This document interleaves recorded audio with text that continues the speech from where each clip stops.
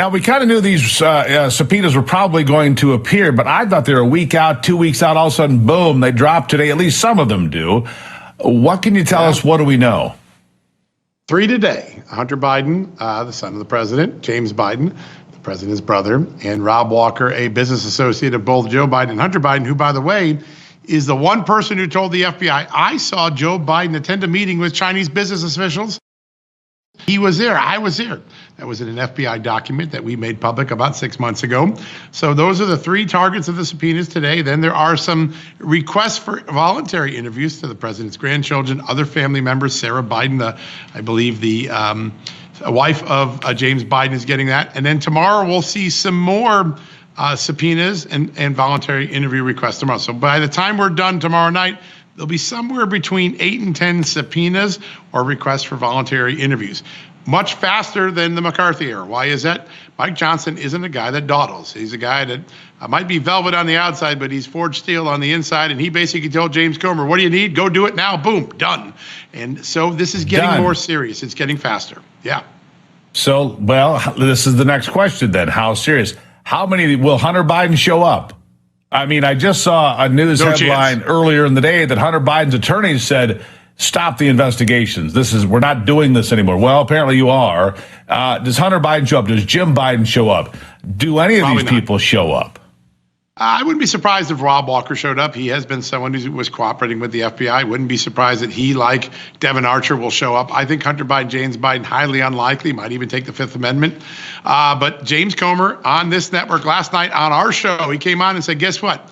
Anyone who resists, they're going to go right to the contempt proceedings. We're not wasting time. We're not playing games. We'll do contempt proceedings. And then he dropped the big one. He said the last interview they will compulsorily do. They will force to happen through subpoena if necessary. They will make Joe Biden answer the questions that the American people believe need to be answered. What did you know? What did you benefit from? Did you really have a loan? Joe Biden is going to be the last stop on this investigation before an impeachment inquiry is decided upon, and whether it goes to full impeachment articles.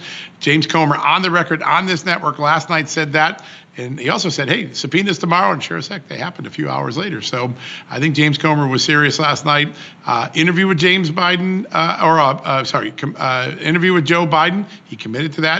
Contempt proceedings against anyone who resists. He committed to that. And today, he committed to putting his signature on subpoenas for the president's brother and his son. That's pretty rare in the history of America. This is a very big moment in oversight and accountability. Maybe unheard of.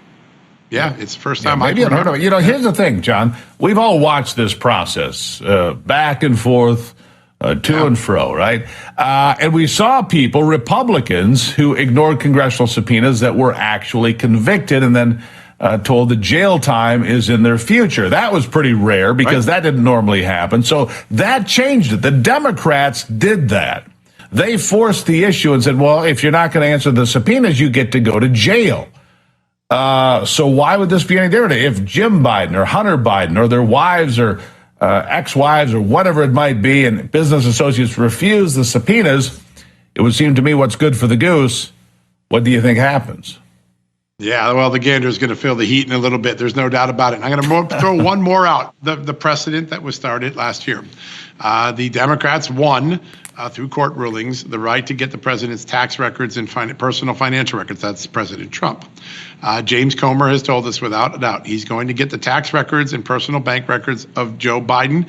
And that includes whether he papered up that alleged loan between him and his brother, where all that money, that $240,000, comes from China and a failing healthcare company into Joe Biden's account in 2017. The Democrats are going to have a hard time because they just created the precedent in the District of Columbia federal court system to go after Donald Trump's. That precedent now will apply to Joe Biden. So tax records and tax evasion, potential tax evasion, personal loan records, they're going to be on and are on the radar of James Comer, and they're going to move very quickly on that. So that's another place where watch what you wish for, Democrats, because it might come back around and haunt you. I think that is going to be in the next few weeks. Keep an eye on that.